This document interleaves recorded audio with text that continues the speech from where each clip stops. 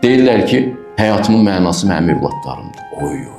Bir vaxt gələcək qorxacaqsınız bu sözü səsləndirməyə. Həyatın mənası necə sənin evlad ola bilər? Ona görə fərsiz evladların sayı artır, bilirsiniz ona görə. Allah evlad vasitəsilə sizin yanlış yolda olduğunuzu sizə başa salır. Budur, bunu şərik qoşdun Allaha. Bu evlad, indi gör sənin başında necə tur pəkəcək bu evlad. Evladı da həyatın mənasına çevirmək olar. Sevirlər bir-birlərini sevgililər. Bizə deyir Allahdan danışma, bizə sevgidən danış. Biz bir-birimizi sevirik.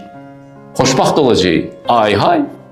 Siz ancaq Allahı sevsəz xoşbaxt olacaqsınız. Bir-birinizi nə qədər sevirsiniz, sevin.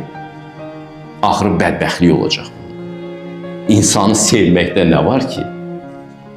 Dilənçi dilənçidən pul dilənir. Bir qızın bir oğlanı, bir oğlanın bir qızı sevməyi budur. O dilənçidir, o da dilənçidir. Onda heç nə yoxdur.